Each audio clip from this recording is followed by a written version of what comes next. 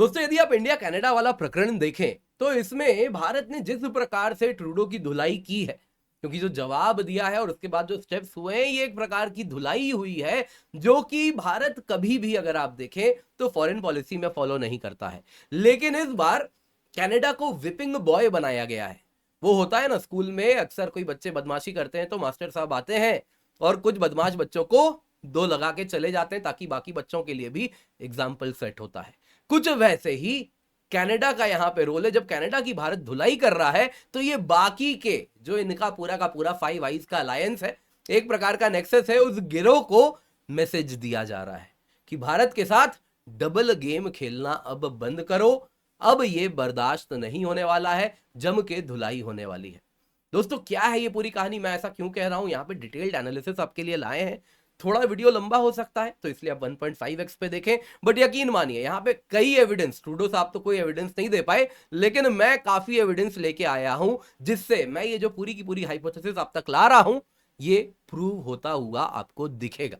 क्यों है ये हाइपोथेसिस, आइए जरा इसको डिटेल में देखते हैं।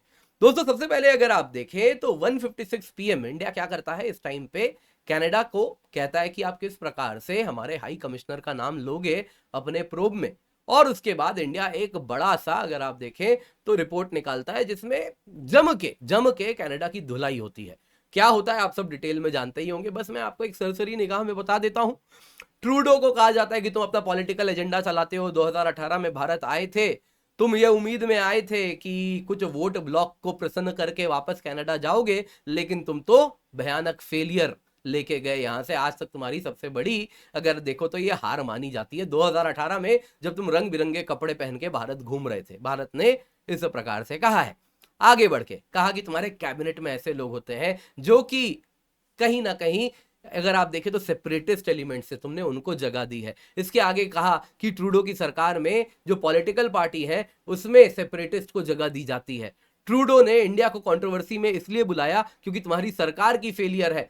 तुम कहा साफ साफ कहा कि तुम्हारी अपकमिंग टेस्टिमनी जो तुम्हें फॉरेन इंटरफेरेंस कमेटी को देनी है, जो कि एक्चुअली आज होनी है, इस वक्त जब आप वीडियो देख रहे होंगे शायद इस वक्त हो रही होगी या हो चुकी होगी, तो उस फॉरेन इंटरफेरेंस कमेटी को तुम्हें जो जवाब देना था कि कैसे तुम्हारे पॉलिटिशियन चाइना से पैसे लेके जीतते हैं, उससे तुम ध्यान डाइवर्ट करने के लिए भारत की ओर इशारा कर रहे हो और भारत का नाम ले रहे हो। और फिर आगे बढ़ के कहा कि तुम तो वो हो जो कि एक्सट्रीमिस्ट को अपने यहां आवाज देते हो और जो कि भारत के डिप्लोमैट्स तक को थ्रेटन करते हैं। डेथ थ्रेट भी तुम जस्टिफाई करते हो फ्रीडम ऑफ स्पीच के नाम पे। और उसके बाद भारत ने कहा कि तुमने तो मल्टीपल एक्सट्रेडिशन रिक्वेस्ट, हमने कहा आतंकवादियों को वापस भेजो, ऑर्गेनाइज्ड क्राइम लीडर से इनको भेजो, तुमने इन सब को इग्नोर कर दिया, तुम तो वो हो। दोस्तों यहां पे भारत ने कनाडा को कह दिया कि तुम तो स्टेट स्पॉन्सर ऑफ टेरर हो, बिना कहे तुम स्टेट स्पॉन्सर ऑफ टेरर हो। और ये सब ट्रूडो को कहा है। इस प्रकार की बेइज्जती ट्रूडो की नहीं देखी गई। ट्रूडो को कहा कि तुम तो हमारे देश में भी इंटरफेरेंस करते हो, फार्मर प्रोटेस्ट में तुमने किस प्रकार से इंटरफेयर किया था हमें याद है। अभी भी हमें मालूम है कि तुम्हारे कुछ इनवॉइस थे, कुछ ऑफिशियल्स थे जो कि फार्मर प्रोटेस्ट में भी साइट पे गए थे, तो उन पे भी हम इन्वेस्टिगेशन करेंगे, इस प्रकार की भी धमकी दी गई थी, या चेतावनी कह लीजिए, चेतावनी दी गई थी। अब यहां पे दोस्तों उसके बाद पूरी की पूरी कहानी बढ़ती जाती है, जो डिप्लोमैट्स हैं वापस लिए जाते हैं और वैसे ही भारत से भी कैनेडियन डिप्लोमैट्स को भगाया जाता है। टॉप डिप्लोमैट जो कैनेडियन है उनको भी अगर आप देखें तो समन किया जाता है और 20 मिनट में एक लोअर लेवल ऑफिशियल उनको कहानी सुना के वापस भेज देते हैं एक बार फिर। तो इस प्रकार से ये कहानी चलती जा रही है। इन शॉर्ट अगर आप देखें तो ट्रूडो की जग हसाई जबरदस्त हुई है। उसके बाद रॉयल कैनेडियन माउंटेड पुलिस एक नया थ्योरी लाती है जिसमें वो कहते हैं कि नहीं जी, सब कोई लॉरेंस बिश्नोई गैंग चला रहा है। और लॉरेंस बिश्नोई गैंग का जैसे ही नाम आता है यहाँ पे यही फॉरेन ऑफिसर्स, जो फॉरेन इंटेलिजेंस ऑफिशियल्स हैं कनाडा के, वो वॉशिंगटन पोस्ट को कुछ टिप देते हैं, कुछ मैसेज देते हैं और उसमें कहते हैं कि जी ये सब के पीछे अमित शाह जी हैं। अब दोस्तों इस प्रकार से पीएम का नाम लेना, होम मिनिस्टर का नाम लेना, एनएसए अजीत डोवाल जी का नाम लेना, दिस इज अनप्रेसिडेंटेड। तो भारत ने भी सोच लिया जब तुम इस प्रकार से अनप्रेसिडेंटेड कृत करोगे तो इसी प्रकार से जवाब दिया जाएगा। यहां पे दोस्तों कनाडा के फाइव आइज के जो पार्टनर्स हैं मजबूरन उनको अब जाके कहीं ना कहीं कनाडा का साथ देना पड़ रहा है। बाकी के चार देश जो है यूएस, यूके, ऑस्ट्रेलिया, ये सब अगर आप देखें तो इसमें बड़ा ही इंटरेस्टिंग तरीके से देखने मिला। कनाडा ने स्टार्ट किया यूके से, यूके को सबसे पहले सुनाया ये हो गया जी, क्या करें, देखो भारत ये कर रहा है। यूके ने इग्नोर कर दिया, कुछ जवाब नहीं आया बहुत देर तक। फिर वो ऑस्ट्रेलिया के पास गया तो ऑस्ट्रेलिया ने कहा हम सुन रहे हैं, इस प्रकार से एक आउटकम निकाला। न्यूजीलैंड को कहा तो न्यूजीलैंड ने तो भारत का नाम तक नहीं लिखा। और उसके बाद फिर यूएस से जब जवाब आया, उसके बाद जाके अगर आप देखें, जब यूएस ने कह दिया कि नहीं नहीं इंडिया को कोऑपरेट नहीं कर रहा है इंडिया कनाडा के साथ, इसको बड़ा सीरियसली लेना चाहिए, तो उसके बाद जाके यूके ने जवाब दिया।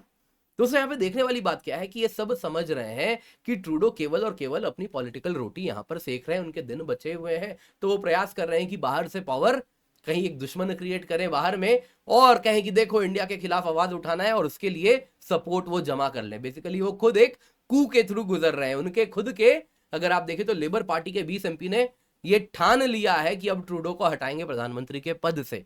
एक कू हो रहा है इस वक्त, तो उसको बचाने के लिए इन्होंने इंडिया को एज अ दुश्मन क्रिएट करने का प्रयास किया, और यूके भी ये बात जान रहा है।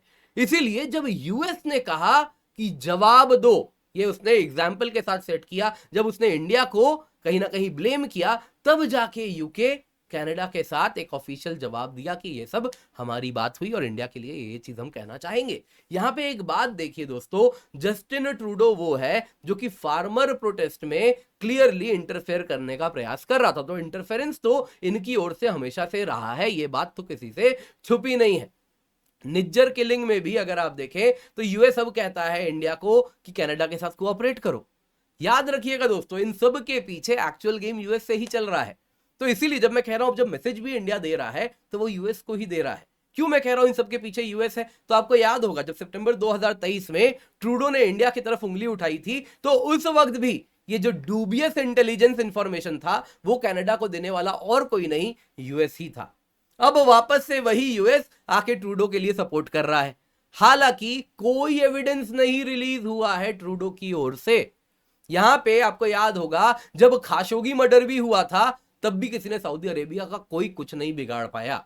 बाइडन स्वयं झुक गए, काफी प्रयास किया खाशोगी के साथ ये करूंगा वो करूंगा, आने के साथ उनको भी झुकना पड़ा। लेकिन उसमें भी अगर आप देखें तो तुर्की ने ढेर सारे डिटेल्स दिए थे। वैसे ही स्टेट्स ने पास्ट में जब भी फॉरेन एजेंट्स को कहा है कि इनके वजह से कोई असैसिनेशन अटेम्प्ट हुआ है, जैसे 2010 में दुबई में असैसिनेशन हुआ था हमास लीडर का इजरायलीज के द्वारा, तो उसमें भी यूएई ने वीडियो ऑडियो फॉरेंसिक एविडेंस दिया था, और किसी ने भी यूएई ने भी इजराइल का नाम नहीं लिया था, क्योंकि हमेशा रहता है कि कोई रोग एलिमेंट हो सकता है विद इन दी कंट्री जो ये सब कर दे, तो इसलिए नाम नहीं लिया जाता। लेकिन ट्रूडो ने तो डायरेक्ट ब्लेम कर दिया भारत को, भारत के ऑफिशियल्स को ऊपर से नीचे तक इनलिप्त कर रहा है, भारत के मंत्रियों का नाम लेना शुरू कर दिया है without an iota of evidence. Canadian media मजाक उड़ा रही है, 1 साल बीत गए, आज भी एविडेंस क्या है ट्रूडो के पास? ट्रस्ट मी ब्रो, यही एविडेंस लेके घूम रही कैनेडियन मीडिया कह रही है। दोस्तों इससे एक बात क्लियर समझ आ रही है कि यहां कोई एविडेंस नहीं है, कुछ नहीं है, लेकिन प्लान बड़ा क्लियर है। इंडिया जब पावर प्रोजेक्ट कर रहा है, स्ट्रेटेजिक ऑटोनॉमी को दुनिया के सामने रख रहा है, रशिया से तेल खरीद रहा है, रशिया यूक्रेन में पावर ब्रोकर बन के कहीं से एक पीस की बात करने चला जाता है, तो किसी को दर्द हो रहा है, और वही दर्द अब झलक रहा है, क्योंकि कहीं ना कहीं जो पावर है वो इनके कंट्रोल में नहीं है। फॉरेन पावर्स, आप अगर देखिए पिछले कुछ दिनों में आप हमारे नेताओं की, प्राइम मिनिस्टर की बात सुनिए वो क्या कह रहे हैं, वैसे ही आपको और भी मैं कुछ न्यूज कटिंग्स दिखाने वाला हूं। आप देख सकते हैं चुनाव का समय था, तब पीएम मोदी ने कहा था फॉरेन पावर हमारे पोल्स को इन्फ्लुएंस करने का प्रयास कर रहे हैं। अभी रिसेंटली, मैं न्यूज कटिंग नहीं डाला क्योंकि इसमें पॉलिटिकल पार्टीज का भी नाम था, तो वो मैं नहीं चाहता, तो इसलिए यहां पे आप चाहे तो खुद गूगल कर सकते हैं। अभी हरियाणा चुनाव की बात है, तब पीएम मोदी ने वापस कहा है कि कॉन्स्पिरेसी हो रही है भारत की इकोनॉमी को डिरेल करने की, और ये कॉन्स्पिरेसी विदेश से बनाई जा रही है। दोस्तों यहां पे आप में से कई लोग कहेंगे कि ये सब तो बस कहने सुनने की बातें हैं, तो आइए जरा 2023 का आपको एक न्यूज दिखाता हूं। ये संडे गार्डियन अखबार है, जाके जरा पढ़िए। एक anti India cabal in US state department manipulated online discourse on PM Modi. ये एक्स यूएस डिप्लोमैट का कहना है, Mike Benz former senior diplomat है, यूएस स्टेट डिपार्टमेंट में रह चुके हैं। इनका कहना है यूएस में बायस्ड एलिमेंट्स हैं फॉरेन पॉलिसी एस्टैब्लिशमेंट में, जो कि 2019 के चुनाव में भी पूरा प्रयास किए थे प्राइम मिनिस्टर मोदी को कैसे हराया जाए। ये उनका कहना है। अब यहां पे लोगों ने कहा अरे 2019 में इंटरव्यूअर नहीं पूछा, 2019 में तो ट्रंप की सरकार थी, आप इसको कैसे एक्सप्लेन करेंगे कि ट्रंप के होते हुए पीएम मोदी के तो बड़े अच्छे इक्वेशन थे, तो ऐसा कैसे हुआ? तो उन्होंने कहा है उसमें कि देखिए ट्रंप का बड़ा लिटिल इन्फ्लुएंस था rank and file of state department में। यूएस स्टेट डिपार्टमेंट ट्रंप उनकी यूएस स्टेट डिपार्टमेंट ट्रंप की नहीं सुनता था। उनका कहना है कि कुछ पॉकेट्स थे यूएस स्टेट डिपार्टमेंट में जो रोग थे, जिन्होंने कभी ट्रंप को फॉरेन पॉलिसी में एक्सेप्ट ही नहीं किया और ना प्रिटेंड भी किया कि ट्रंप उनके बॉस हैं। वो डायरेक्टली ऑटोनोमस थे और अपना फैसला लेते थे। अब आप सोचेंगे ऐसा कैसे हो सकता है, तो आप देख लीजिए दी गार्डियन में किस प्रकार से डर का माहौल है। 4 महीना पुराना ही आर्टिकल है। ट्रंप अगर आएंगे तो इसी यूएस स्टेट डिपार्टमेंट में मास पर्ज होगा, एक लाइन से लोगों को निकाला जाएगा, ट्रंप सबको सीधा करने वाले हैं। डॉट्स कनेक्ट हो रहे हैं दोस्तों, यहां पे आप देख सकते हैं। तो ये बता रहा है कि यूएस में एक जो डीप स्टेट की बात होती है स्टेट डिपार्टमेंट में, जो कि इस प्रकार से फॉरेन इंटरफेरेंस करता है, वो आपको क्लियरली दिख सकता है। अभी रिसेंटली आप देखिए डीप स्टेट नाम लिया है, वोकिज्म, ये सब बड़े दुश्मन है। आरएसएस चीफ मोहन भागवत जी ने कहा है, इसमें उन्होंने कहा है देखिए शेख हसीना गवर्नमेंट का जो आउटस्टर हुआ है ये किसी इंटरनल स्ट्राइक से नहीं हुआ है, एक्सटर्नल फोर्सेस के द्वारा किया गया है। उन्होंने कहा ये एक पैटर्न है, जब भी कोई देश आगे तेजी से बढ़ता है तो उसको इस प्रकार से नीचे खींचा जाता है, और यही भारत के लिए भी बहुत बड़ा खतरा है। क्या होता है दोस्तों, ये जगमीत सिंह, ये आज का न्यूज है अक्टूबर 16, आरएसएस बैन कीजिए। दोस्तों डॉट्स कनेक्ट हो रहे हैं यहां पे, आप जो क्लियरली देख सकते हैं। यहां पे दोस्तों जब मोहन भागवत जी बांग्लादेश की बात कर रहे हैं कि वहां पे एग्जाम्पल दिया कि कैसे फॉरेन पावर्स ने किया है, तो ये बात तो दिख रही है ना। आप देख सकते हैं क्लिंटन ग्लोबल इनिशिएटिव में यूनुस स्वयं गए और जाके ब्रेन बिहाइंड बांग्लादेश प्रोटेस्ट इन्होंने उजागर किया कि ये आदमी है जो कुछ साल पहले तक आतंकवादी भी था। आपको बता देता हूं इसी ने शेख हसीना का आउटस्टर किया है।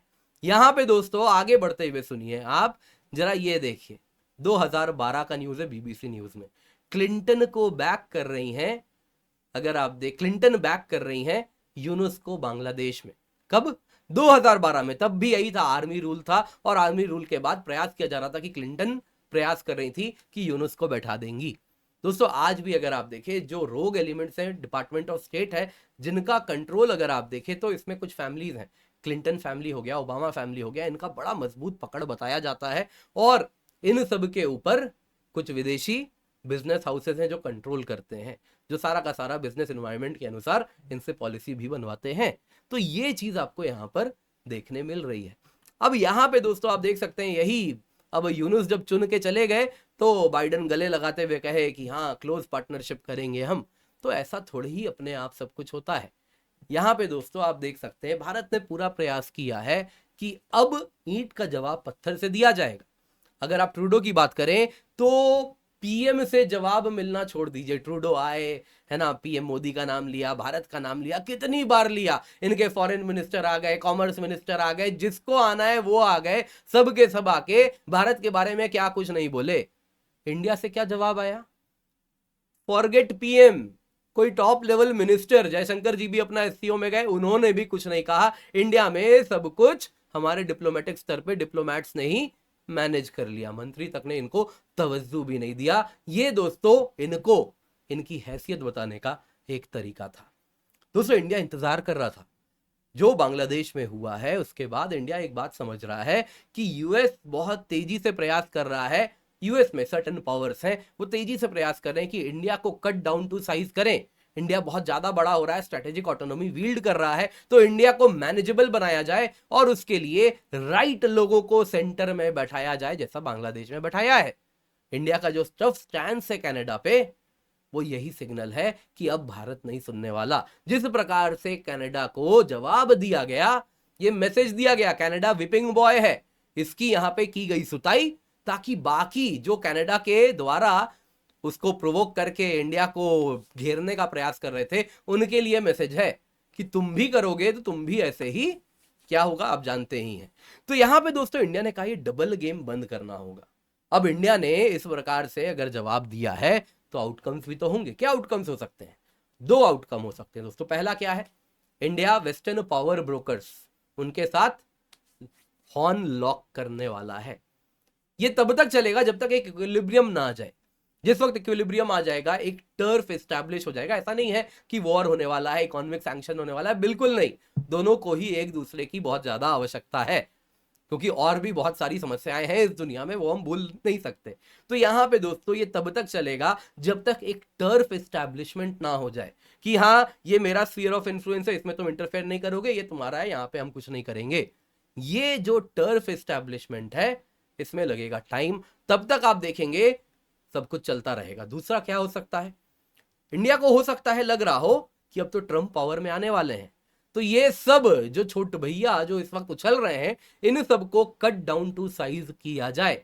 अब आप कहेंगे आप ऐसा क्यों कह रहे हैं, क्योंकि दोस्तों अगर आप देखें तो जो ट्रंप आएंगे कि हैरिस आएंगी, इसको अगर आप देखें तो कमला और ट्रंप में, अगर आप न्यूज चैनल्स के एग्जिट पोल जो ओपिनियन पोल जो रहता है उसकी बात करें, तो उसमें तो हैरिस आगे दिखा रही है 2% से।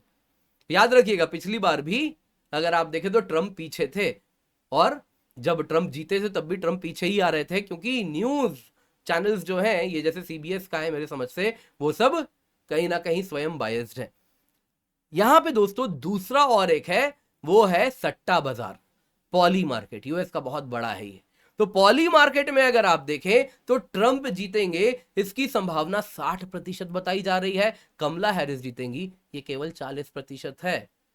तो हो सकता है, क्योंकि अब पॉली मार्केट जहां पैसा लग रहा है, आप देख सकते हैं वॉल्यूम कितना है, कितना, कई आप देख सकते हैं 100,000 मिलियन, पता नहीं कितने मिलियंस का यहां पे अब तक टोटल ट्रेड हो चुका है।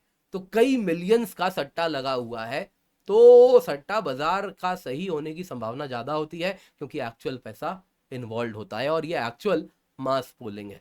तो यहां पे दोस्तों उसमें ट्रंप तो बहुत आगे हैं, और बाई माइल्स, है ना, 20% से आगे हैं। तो ये ऐसा गैप है जो कि अब बढ़ रहा है, तो घटना तो सवाल ही नहीं उठता है। तो इस प्रकार से एक चीज दिख रही है कि हो सकता है भारत कह रहा है कि अब ट्रंप तो आने ही वाले हैं, तो इन सारे मिनियंस को कट डाउन टू साइज किया जाए। अदरवाइज जो भी हो, ट्रंप आए ना आए, एक बात तो तय है, ट्रंप रिजीम में भी ये एक्टिव थे, ये पावरफुल थे, ये सारे के सारे जो state with in the state, ये सारे लोग जो ऑपरेट करते हैं, तो ये अभी भी ऑपरेट करेंगे। तो ये पूर्ण रूप से एक शतरंज की चाल है जो चलेगी। अभी शतरंज का खेल बस शुरू हुआ है, देखना है ये किस ओर जाएगा।